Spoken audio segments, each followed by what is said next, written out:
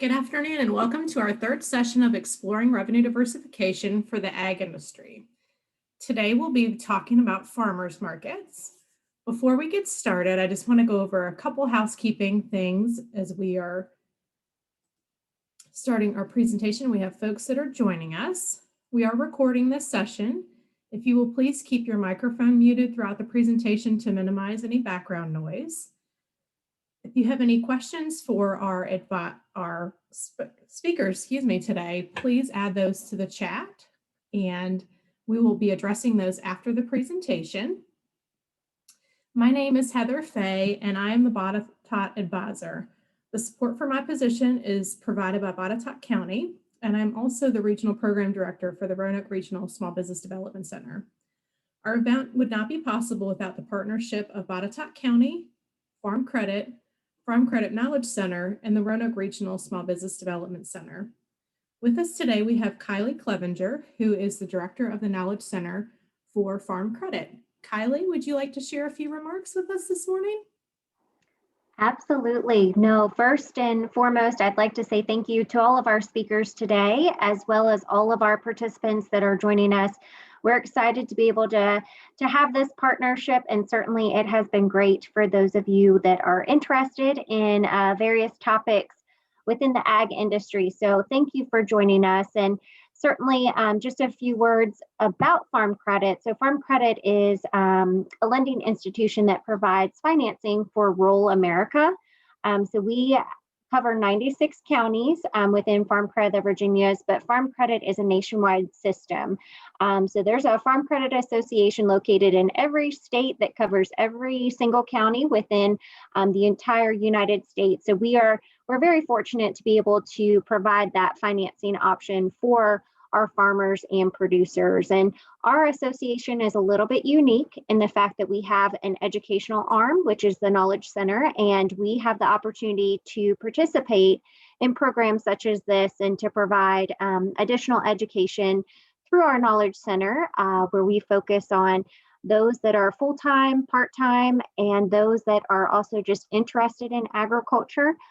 So we are excited to be able to be a resource and to be an educational partner. And I just wish all of you the best. And certainly if you have any questions or if there's anything that we could assist you with, please do not hesitate to reach out to myself or any of our team members within Farm Credit the Virginias.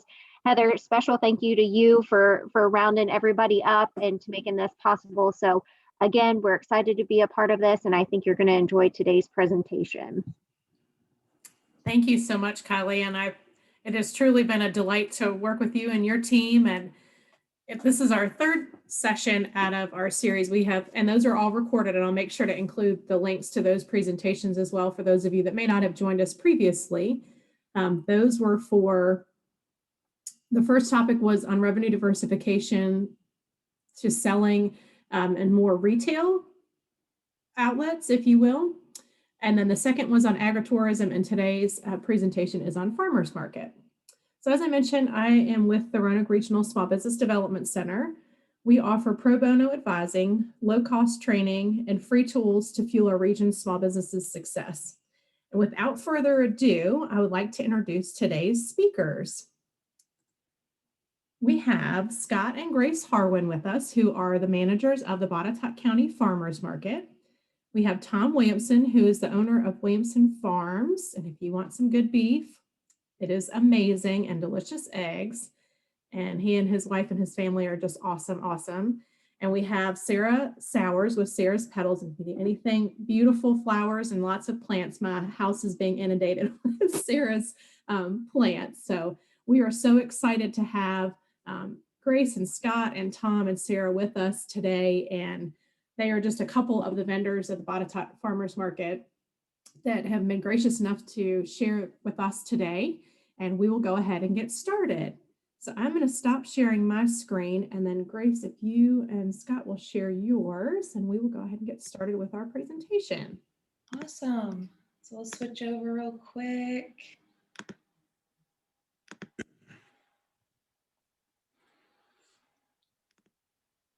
Okay, is everyone seeing that all right? That looks great. Awesome. Everybody else see that? Okay, so we're so excited to be part of this today. We're going to talk a lot about, first of all, just the Botetourt Farmers Market and kind of how we operate, but then also how local markets and kind of that whole process of exploring the different rules and regulations and how different farmers market operate, all the way to the application process and your initial setup. And then what's the benefit of setting up at a farmer's market versus selling to like a farm market like Brian's out in Botetourt, or having a brick and mortar retail store. Yeah, so as Heather mentioned earlier, I'm Scott Harwin. I'm the market manager at the Botetourt Farmers Market. We are a small market located at the Delville Town Center in Botetourt County. Our regular season is May to October. We're open 8:30 to noon. We did add some holiday markets this past year. In last November and December, we added our Thanksgiving and Christmas markets. They were both widely successful. And then just this past weekend, we did our very first Easter holiday market, which was also a huge success among vendors, participation, everything. So we're really proud of those. But yeah, that's kind of like a background on our market. Grace is going to go into like kind of our structure and everything. Yeah, so we're a nonprofit organization. We have a volunteer board of 7 people. As a nonprofit, our goal is to support local agriculture and help educate the community about seasonality, and also support our local farmers. And we also support small businesses as well. So we have agriculture, but also artisan vendors. We're funded completely through local grants and sponsorships, and then also our vendor dues. Right now, our big goals are, we're a pop-up market, so everyone's up in tents that they set up every weekend. So our big goal right now within the next few years is to complete a permanent structure there in the Daleville Town Center.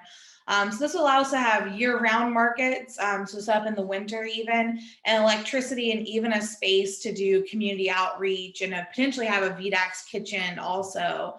One of our short-term goals is to start offering SNAP benefits, and then also the Fresh Match program. We noticed last year, the pandemic, we had a huge increase in customers requesting that. So we really hope by the 2022 season, we'll be able to not turn anyone away if they are looking to use SNAP benefits at our farmers market. Also, one of our goals right now is half of Botetourt County, the northern half of it, is considered a food desert by the USDA. So that just depends on how many miles it is to fresh local produce. And so we hope to possibly look into a mobile market or expanding our market in that way. So one of our biggest partners with the farmers market is the Virginia Association of Farmers Markets, VAFMA. They're a huge advocate for us. So the most recent thing last year, when COVID first hit, farmers markets were in regulation sense categorized with restaurants or like breweries, cideries, instead of as an essential. So they advocated, they went to the governor's office and had us recategorize like a grocery store, which was phenomenal. Because as you know, we're providing that produce, the meat, that bread, and because of it, we were able to keep that money local and keep the supply chains open as well. So you can see there across the screen, those are the 4 goals from the Virginia Farmers Market Association. And Scott's going to talk about how us at the Botetourt Market are reaching those goals last year. Yeah, so Grace and I, we've been involved with the Botetourt Farmers Market for going on, well, a little more than 2 years now. 2019, we think was a big success. And then 2020, we were expecting, some growth, some expansion. But of course, COVID hit, and we were hit with regulations, just a lot of unexpected stuff. So we obviously adhered to those regulations. And despite that, we're able to still have, in our opinion, a very successful year.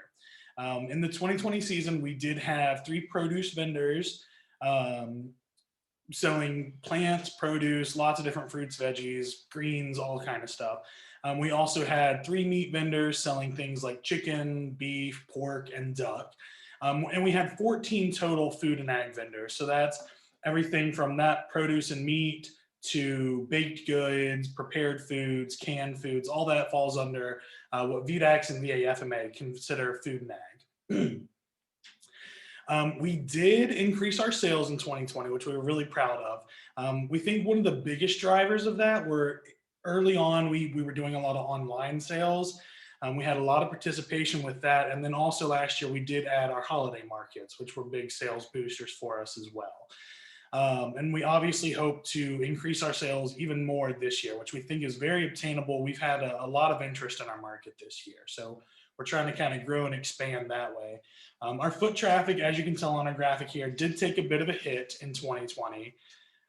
We attribute that mostly to a lot of like family households would send one person to do their shopping, and there was just less kind of like walking around and browsing at the market than we've had in the past, and just a lot less like just people kind of traveling by because people weren't getting out as much. We do expect that to increase in 2021. We think we can hit 10,000 and even more even. But also, in addition to those food and ag vendors, we do allow craft and artisan vendors to set up at our market. Last year, we had a total of 24 vendors. And this year we have 35 applications and counting. And I mean, since we put the slide together, we've got multiple more. So we probably have 45 or more applications so far this year. Yeah, we're in the process of trying to figure out how to add a third row. So we don't have to turn away applicants, which is really exciting. But we're excited because our market is quickly expanding, and we're really, really excited about that. So well, next we'll talk about just a comparison of us compared to other markets in the area. And then kind of that whole process, if you're thinking about becoming a farmer's market vendor, what are the things you need to research and think about? And then even through the application process and finally the setting up on your very first day. Yeah, so one of the biggest things is looking at the area markets. So our map here is kind of a zoomed out version of VAFMA's associated farmers markets from last year. Now, this was during COVID, so I think at the time Salem wasn't open, so I think that's why they're not marked on here. But these are kind of the farmers markets in our area. The very top one is us, the Bottom Farmers Market. The one right below that is Brian's Orchard Farm Store. So they're kind of a secondhand retailer. They buy items from local farmers and then have a retail option at their store for people to come buy those items from them. And then, of course, you have the Benton one, the downtown one, Grandin, West End, and then Catawba over on the left-hand side. So those, like I said, those are kind of the general markets in the area. There are more as you go out toward Lynchburg and down toward South Side as well. But what you're going to look at when considering a market, I mean, you're going to look at all these things, but one of the first things you're going to look at is kind of the customer base and the demand. So the Grandin market, they have a lot of organic produce vendors because that's kind of their market, is more of that organic, sustainable organic kind of produce. So they have a lot of that. We've found in Botetourt that our meat consumption is higher. So we have a fair amount of meat selling at the Botetourt Farmers Market, and we have a lot of meat vendors at the Botetourt Farmers Market because of that. And you know, every single market has a little bit different of demographics and customers. Yeah, there's more artisan vendors at the downtown Roanoke market. So just kind of depending on what you plan on selling might depend on where your market is and where that demand is. Yeah. The next biggest thing is producers versus sellers markets. By definition, a producer's market is everything that you grow, produce, craft, bake is done by you. So everything that is done is produced by you and then sold by either someone in your family, yourself, or an employee of your organization, is sold by you at the market. A seller's market allows, in most cases, produce vendors to buy the produce from another local farm, local greenhouse, and then sell it at the market through their stand. It does have to be labeled that it came from a different farm. And by most standards, it still has to be what the USDA considers local. We at the Botetourt Farmers Market are a seller's market on the produce side. A lot of our produce vendors, or some of our produce vendors, will buy produce from Franklin County, Bedford County, more of those areas with kind of flat, low-lying areas that are better for growing produce and have a longer season for growing produce. And we allow them to sell at our market. An example of a producer's market is the Forest Farmers Market. They recently just changed from a seller's market to a 100% producer's market. And at our market on the craft and artisan side, we do have that be a complete producer's market. So you do have to paint or design or cut, create all of those products yourself. the way fees run vary a lot from market to market. Most charge a annual fee. We at the Bottom Farmers Market charge a $100 annual fee that gets you to every Saturday market throughout the season, as well as our holiday markets. Some markets out there will charge like kind of a percentage of sales each week. We also have a $15. You can pay by the daily. Yeah. And then I'll let Tom and Sarah, because they actually set up at other markets too, kind of talk about how the different fee structures can be. But yeah, some take actual a percentage off of your sales every week, which we do not. And some vendors like the daily fee because they can kind of test the waters more of. They don't have to commit to a whole season. They can kind of test the water, see how their product does. So we offer that. And then skip week penalties. Some markets will, if you don't show up to so many, you'll be cut out of the market, or you could lose your spot, your normal spot that you go to in the market. We at the Bottom Farmers Market, if you tell us you're going to be there and then end up not showing up, we don't have like a kick out kind of penalty, but you will lose your preference spot. So you'll get into the next market, but it may not be in your normal preferred spot. So if you're worried about being able to make it regularly, that just might be something as you're researching these markets, you'll want to see what those kind of fees and the like skip weeks and just how they are structured can really depend to make sure it matches your business. Mm-hmm.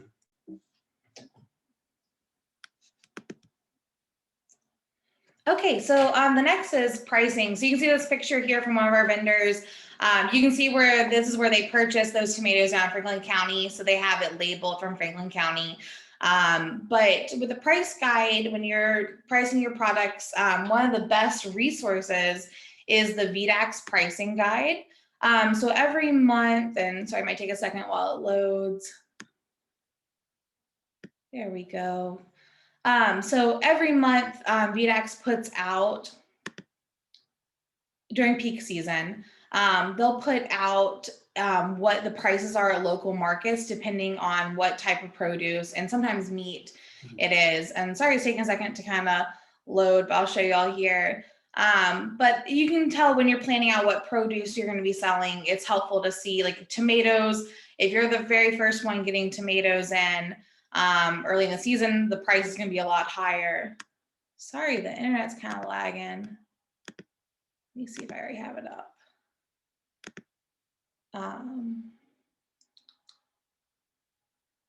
But it's just helpful to kind of see what you're going to be able to get throughout the state. I'll jump back if the internet's being a little slow. So basically what it is it shows you all the markets across the state, and you can kind of see what the products are selling for at each individual market.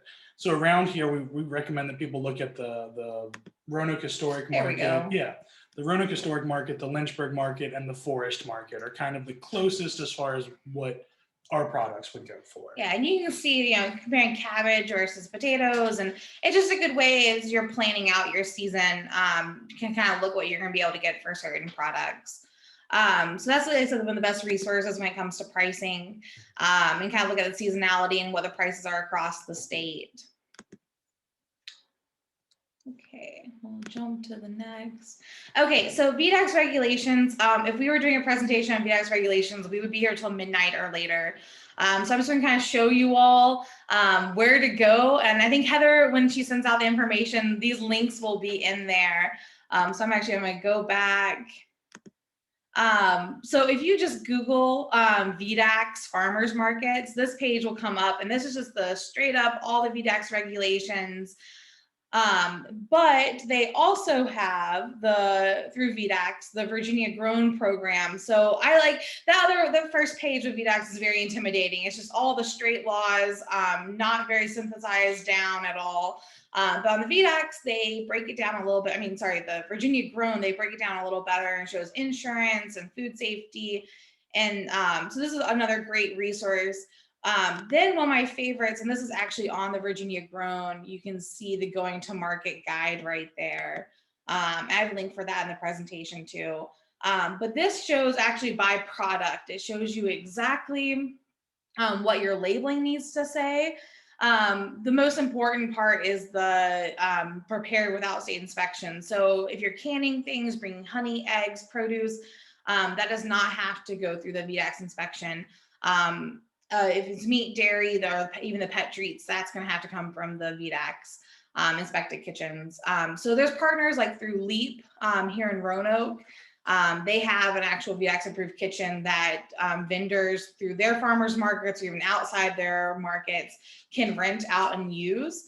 But like I said, this is just the best resource out there in my opinion, because it says exactly what you need on the label, and then even at the market what you need to be doing. So for example, with eggs at the market, they need to be kept at 45 degrees or lower. So that would be like the VDAX regulation there. But like I said, there are gonna be lots of questions with that, and we can try to point y'all to the right information and resources out there. Okay. Yeah, so another thing to look at is the application process. So most markets I think around here have a rolling application process. It's what we at the Botetourt Farmers Market utilize. And that basically means that you can submit an application at any point throughout the season. We will review that application, either accept or decline. We will then notify you. If accepted, you will be able to set up at the next available market. So the next market that we have space available at. And then some markets have a seasonal application. So basically you have to apply at the beginning of spring or over for the winter market. And then they don't accept applications at any other point throughout the year. Verification and inspection. Our market, the Botetourt Farmers Market, we have a checkbox on our application, and it basically says that you give permission for the market manager to come out to your operation and just kind of like have a look at things, make sure that items that you're selling are being produced locally, that you are producing them or they're being produced locally. Just kind of looking at your operation, make sure there's not any red flags, anything that could be a concern. Some markets are very strict on that and absolutely will come out to your farming operation. And then some, as long as no issues arise, they're not really going to utilize that much. But it's just, they like to include it as an option for their market manager to inspect. To confirm that everything's good. And then the application fee. Some markets do charge an application fee on top of their annual fee or sales percentage, however they're structured. We at the Botetourt Farmers Market do not charge an application fee, but just be aware that some do. Then lastly, your day of, so setting up your very first booth. Labeling is a really big thing. Make sure you have those VDAX labels ready to go. Then decorating. So you want your booth to be as inviting and welcoming to customers as possible. You want it to be as approachable and easy for customers to see what you have and everything displayed out. Then also communicating with the customers. I think one of the biggest ways a vendor can fail at a farmer's market, no matter where you are, is like sitting on your phone, not paying attention, not wanting to engage. The customers, the people who come to farmers markets, they're at the farmers market because they want to get to know the farmer. They want to get to know who's producing their food or who's producing the decorations or gifts they're buying. They're really there for that type of experience. So you want to make sure that you are open and ready to talk to customers. Lastly, sandwich boards are a great one. I know Tara and Tom always have them at their booths, and Sarah does as well. As part of that, communicating with customers means you're going to be talking to customers all day.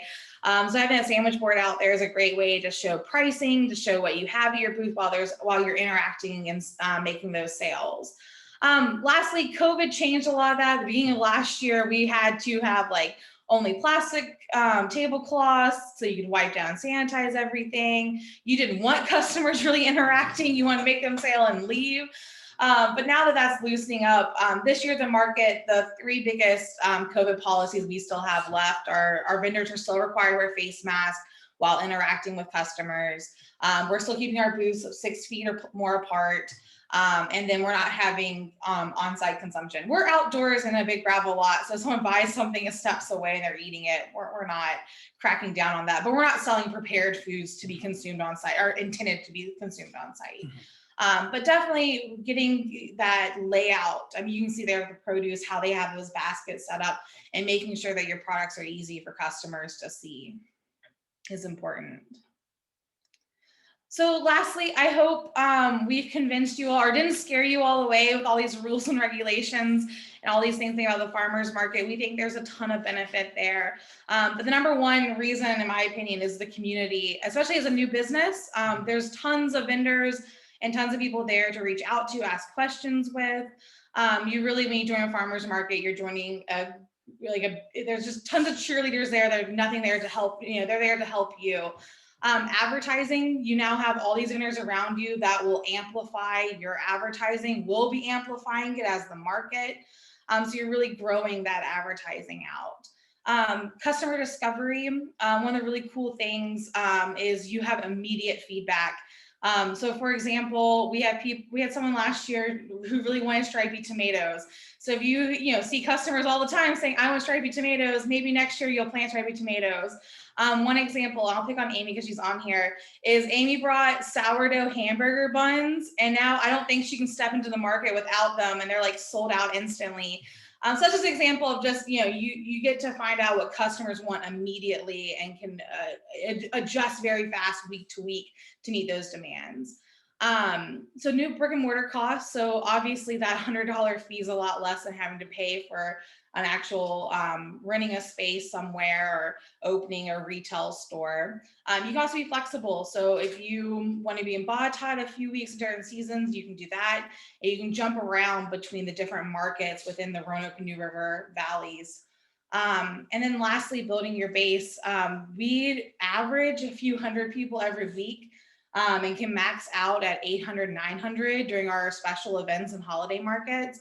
So it's just a lot of foot traffic there. They might be coming there to buy meat, but they end up buying a wreath, or so it's a very good way to be able to spread your business and build those relationships with customers. Yeah, and to add to that building your base aspect, we had multiple vendors this past year that had customers placing orders during the off season as well. So that gives you some, like, if you're a part of a market that has a certain seasonality to it, you can still get customer orders, still interact with customers and make money during the off season as well, because you are set up at the market. But yeah, that's our last slide. If you have any questions, my email and phone number right there. Feel free to give me an email, call, or text, and I'll be happy to help you out however I can. And you can ask me about a top farmers market, and I can also get you in connection with other area farmers markets. So. Yeah, we're not competitive. We'll make sure y'all get where's best for your business for sure. We're just happy to see people out the market. But Tom's next. I'll go ahead and flip on to his. Perfect. Tom, you just want to tell us when you want us to jump to the next slide. Sounds good. Thank you. Good afternoon, everybody, and thank you for having me. So I'm Tom Williamson of Williamson Farms. Our farm's been here for probably just over 100 years. However, in the last 5-6 years, we started marketing directly to customers. So we do grass-fed, grass-finished beef, as well as pasture-raised eggs. That's something I never thought I'd get into, but it has worked really well. So just getting right into it, there's a market growth cycle that you kind of see. Markets kind of start slow, and they start getting bigger over time as you accumulate customers. The more vendors you have, the more customers you're going to have. It's very symbiotic. The better another vendor does, the better I'm going to do. The better I do, the better another vendor will also do. So it's a very symbiotic relationship. Everyone really is in it together. And over time, you'll build very successful markets. There are quite a few examples of this through the state of Virginia and elsewhere. Biggest thing is sticking with it, being very consistent. We're always at the farmers markets, and if we miss one single market, even if we tell people we're going to miss, everyone wonders where we are. So we're very much so dedicated to being there every Saturday. It's more than I ever thought I was going to get into. It's a lot different than I first got into years back. We started at the Botetourt market 4 or 5 years ago now, and started pretty small, and we just grew from there. It takes time. It's not instant. It takes quite a while to build a customer base, but you'll get there. You just have to stick with it. We'll go on to the next slide, Grace. So one of the biggest things we do is we're actually bridging what I call the information gap. Information gap is essentially the customers we're selling to aren't really other farmers. We're selling to people that may have never been on a farm. 98% of the population is not involved in agriculture. In a metropolitan area, that number would probably be even higher. A lot of these people don't understand how chickens are raised or naturally raised, or how cattle, go about their day, or how long it takes for an animal to be processing size, or how to grow a tomato. So every week, we'll usually have a few customers. They'll ask questions, and we'll kind of fill them in and kind of bridge that information gap, kind of explain what we're doing, why our product is different, and whatnot. Again, that's something that will take time, and it's not done all at once. You don't get a chance to really explain the growth cycle of a plant or of an animal with one person. That would take many, many hours. It's done in little tiny snippets every week. Hopefully they'll come back every week, and you'll be able to kind of build on what's going on on the farm this week. And slowly but surely, you'll kind of help fill them in on agriculture. And it's one of the more important things that we do. And that conversation, once it starts, you're also going to have feedback that you get from the customers. Very important to listen to that. If they want something raised in a certain way and you're able to do it, that's something you should probably think about. If it's something that's not a good idea, you could probably explain it to them and they'd understand that. Because again, you have the conversation going with them. Certain things that we noticed was people are wanting us to get more diversified in our animal agriculture side of it. That's when we started getting a lot of laying hens. We have something around 400 laying hens, give or take. And we're going to start actually raising ready to lay pullets for other people as well, because they were wanting a healthy option for eggs that they knew where they came from, who produced them. And on the biological side of it, that made a lot of sense too, because the chickens will literally fertilize the pastures and the cattle can eat. And it's a very natural system. And the markets too, and our products that we sell, they're inherently safer than what you're going to find in a Walmart or a Kroger. Our products handled by us, and then the consumer. It's not handled by the farmer, a middleman, a shipper, some warehouse, and then the retail store. It's stocked by 4 different people on the shelves. It's inherently safer. And this past year, we noticed a lot of people were wanting to go that route because they know where it's coming from. They know it's not shipped in from some weird area.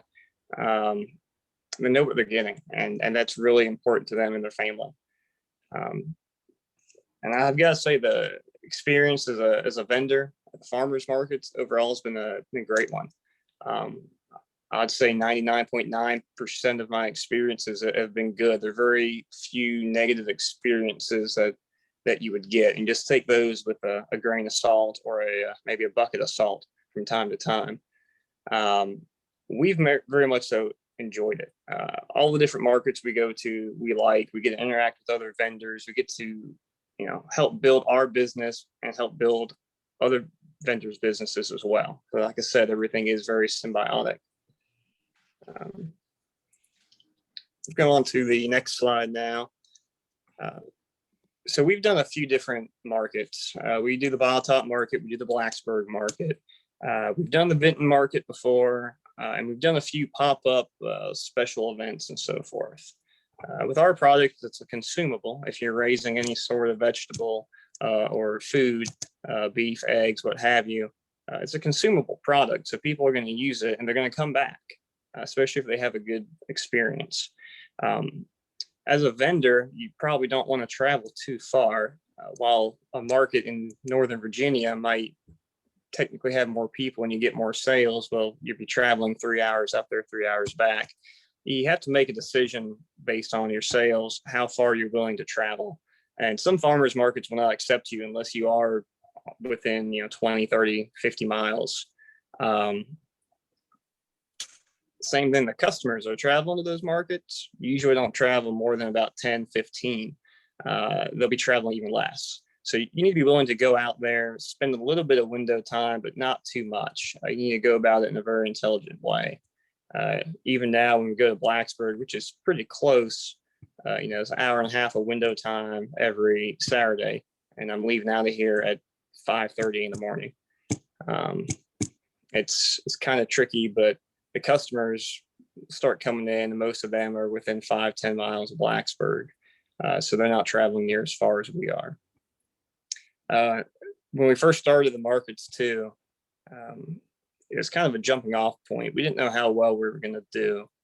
In fact, originally, the first year we started selling retail, we were selling grain-fed animals.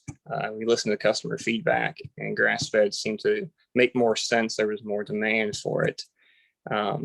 We started with really modest sales. In fact, the first year we did retail, I think we started with like two head a year is what we were doing.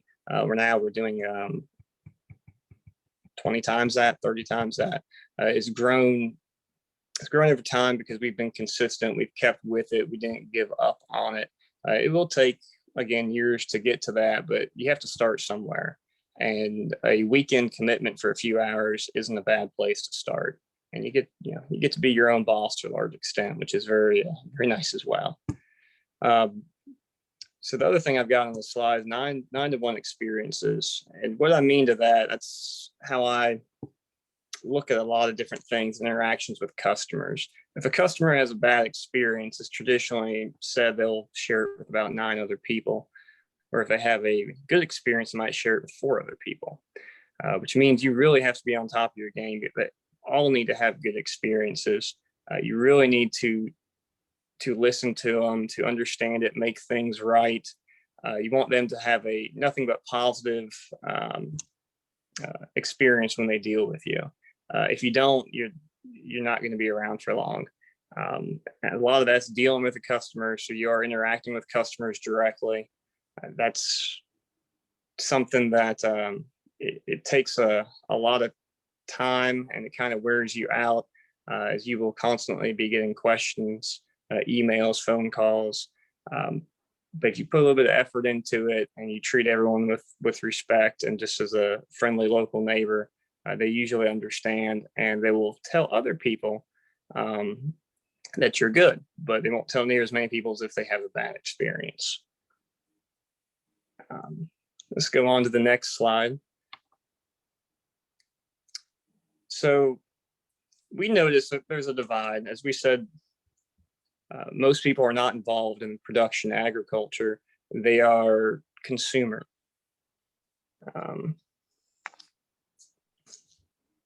You guys still there? Okay. You guys, they are consumers. They're not as interested in the production. They are to some extent about the production of everything on the farm, but they're not. They're more interested in your end product, or what they can eat, what they can use it for. We have a picture of a burger. It's something they can make. They're very interested in that. They're a little bit interested in the production side of it, and that's where you bridge information gap.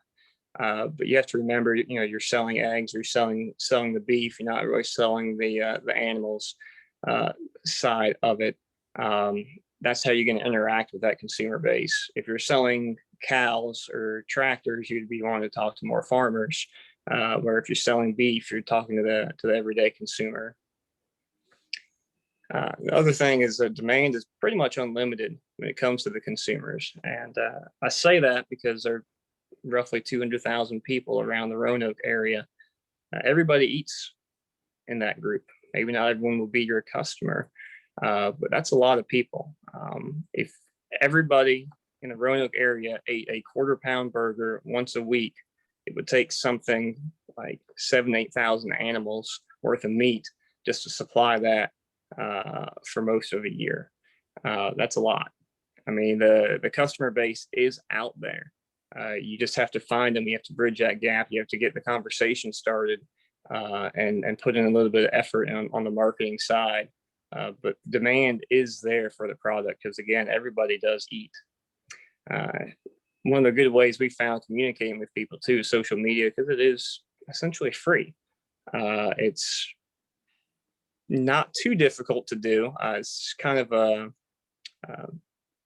pain in the butt sometimes to do, if you will. But we've discovered tagging everybody, marketing with other farms, kind of just like you would do at the farmer's market. Everyone's set up next to each other. Their booths look pretty. They say, oh, go to this guy for meat, go to this guy for the fresh tomatoes. Well, you can kind of bring that whole market to the online side of things and everyone's helping each other out. And it's really a community thing. It does bring the community together. That's one of the beautiful things that I've noticed. That's all I've got for right now. I guess we have Sarah going next. Is that right? Yes. I'll go ahead and stop my Can screen. you guys hear me? Yes, we can. Sarah. Yes, and Sarah, I'm going to pull up your slides. Bear with me for Okay. just a second. Screen share here.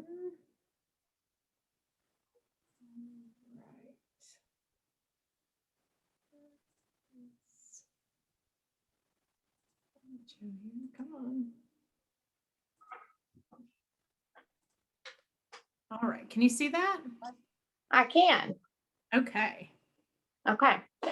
All right. I am Sarah Sowers. I am with Sarah's Petals. We are a cut flower farm. We're in Fincastle, Virginia. I operate the business with my husband, and I round up all my family to help me. All right. You can go to the next slide. Okay. All right, why would you sell at a farmer's market? It's already been touched on. It connects you directly to your community. You build a community with the patrons of the market. You also build a community with the patrons that come in and buy your product. It opens up a lot of other possibilities.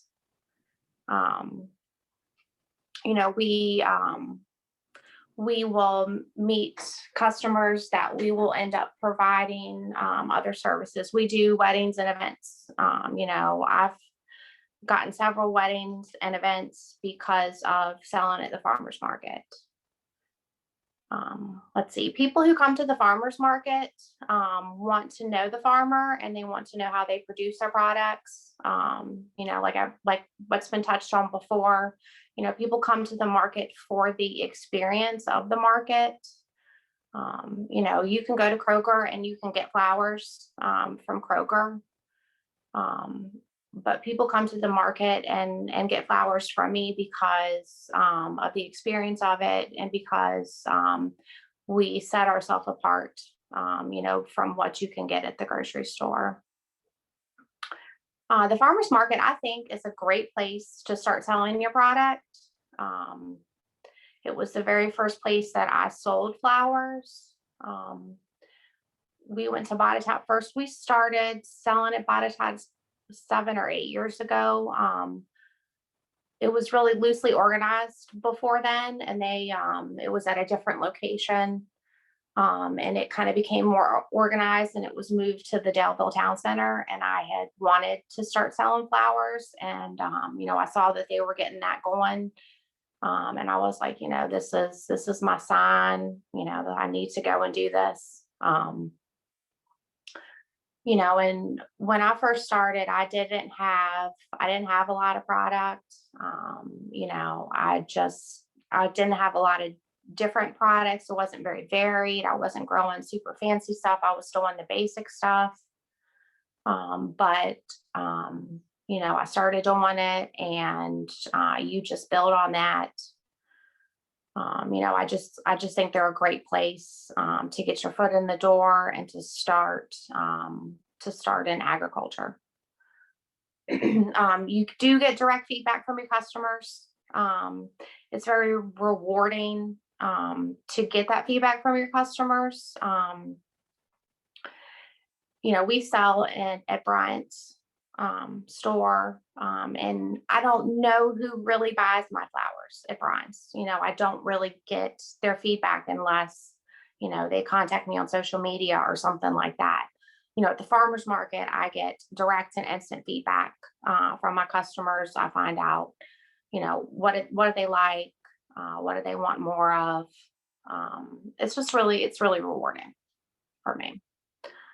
All right, next slide. All right, if you're thinking about selling, you need to get ready to sell. Farmers markets are a lot of work, and they require a dedication of your time, not just on Saturdays. It probably varies depending on what products you sell. I mean, we spend at least 10 hours a week prepping to sell at market, just harvesting our product and getting our product ready, if not more than 10 hours. That's not counting the time of us planning and working in the fields. So it's, it's a lot of work. If you're interested, I would get prepared, go and visit some markets, especially if you want to start selling at one, go and visit that market, see what it's like.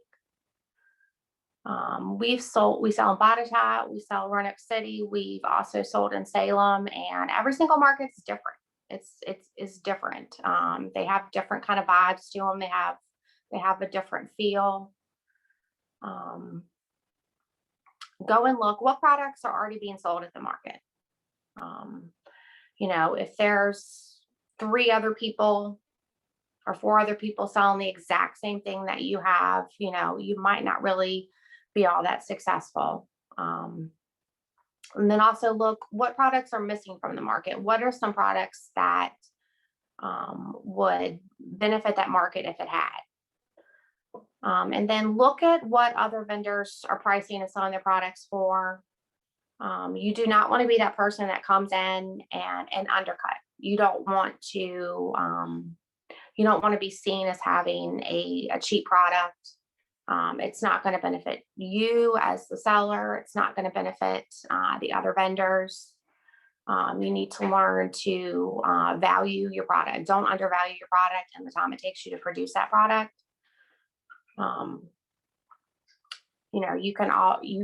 If you come in and start really low, it's going to be hard to build up to that level that you need to be at. And if you're doing this to make money, then you need to know how much it costs to produce your product and pay yourself for your time as well. All right, next slide. All right, presentation I think is really important. You want to make your market booth obviously look good. It's reflecting your brand. What image do you want to portray to your customers? And you always want to bring more product than you think you're going to sell. A full booth is attractive to customers. We will rearrange our booth during the market to maintain a look of fullness. Like if we have 2 tables set up, we might, in the middle of the market, break one down and add everything to that one table so it still looks full. What I've noticed when we have stuff sitting out, if there's 1 or 2 items left, people are a lot more hesitant to buy the last item of something. Look busy. Don't sit around playing on your phone. You're there to sell your product. Engage the customer. That's been said over and over. Talk to your customer, like Tom said, educate them about how you produce your product, what sets you apart from what you can go to Kroger and get. I talk to a lot of customers and then they might not necessarily make a sale that day, but based on the conversation we have that day, they might come back and buy something another day. All right, next slide. All right, signs and labels. Chalkboards are awesome. We use our chalkboard all the time. It's a great way to get your information out there. Customers can quickly see what you have for sale. Use that to show your customers what you have, and label your products. I always heard when I started, you don't want customers to ask you how much is something. You don't want them to ask you because you're going to miss the sale because there's going to be people that aren't going to ask you what the cost is on something. So always have your price on there. Make it where it's easy for them to know what it is and how much you're charging for it. If you get online, go to Amazon, you could find all kinds of great labels. for things. It's not hard to do. And it really goes a long way, I think. All right, next slide. Consistency is key.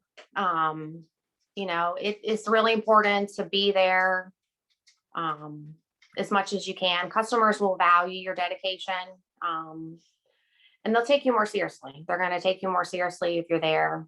If you're not going to make a market, be sure and give us as much advance notice as you can to your customers. Like Tom said, you can do that, and then somebody's going to come looking for you. And it's a terrible feeling to know that you weren't at the market and somebody was coming to buy your product, and you weren't there. Is there someone else you can train to work your market booth if you're not available? I've had my parents help me at markets. I've had my teenage daughters help at markets. Me and my husband will split up. I'll do one market, he'll do another. It's good to have multiple options of people to help run your booth. Another great thing I think to do is to give your customers idea of how to use your products.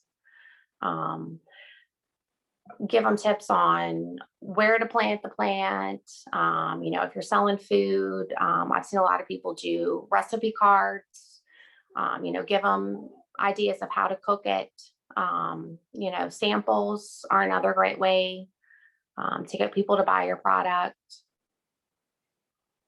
Let's see, next slide.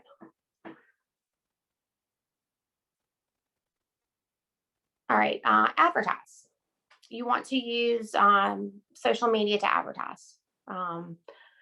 During the week, I'll post me getting ready for the market, what I'm going to bring to market. When I get to the market, I take pictures of our market booth and what we have for sale that day at the market. I also use a newsletter because social media is weird. They have these algorithms where someone can like and follow your page and they don't necessarily see all your posts. So a newsletter is a way to directly reach the customer without a middleman. And, I use the newsletter to educate and inform the customer. This is what we're going to have for sale. If we're having a special sale on something, I'll put it in there. And also back to social media, you don't solely want to use it to advertise. You want to make posts that are kind of like telling your story, that are telling the story of your farm and what you do. You won't get as much customer engagement if you're solely using it to try to sell your product. You kind of want to use it to tell them about yourself and, like I said, your story. And also you can use the market as a way to advertise. You can let your customers know about other ways to get your products, about other services you offer. Where else can they find your products besides the farmers market? Like I said, we've made other sales for sure because of being at the farmers market. Let's see, website and online store. Last year with crazy COVID, we got our online store going. We offered deliveries. We offered on-farm pickups. And that was really successful in April and May when people were not getting out. We were able to contact free, make deliveries to people. And your website's really important too. I gotta say, especially in today's age, people get on Google and they're going to Google you to find out about you. And you want to have a website that again represents your brand and where it has information where people can find you. All right, next slide. All right, happy customers come back. And you want your customers to come back. Word of mouth advertising is very real. We also get a lot of people will refer us. I heard about you from so and so, or I work with so and so, and they told me about you. And that's a great way. I love to hear that. And the way you do that is you have a quality product. You got to have a quality product to sell. And don't get discouraged. It takes time to build your customer base. A story, the very first time I went to the farmer's market, like I said, I was small. I didn't have a lot of great stuff really. And I remember leaving the market and I was crying. I was sad because I wasn't where I wanted to be. But I was also, there were tears of joy in a way because I had done something that I really wanted to do. And it was the first step and, where I'm at today. And, it takes time to get to where you want to be, but farmers markets are a great place to start. And that's it for me. Wonderful. Thank you so much. As we wrap up, I'm going to stop sharing and stop recording.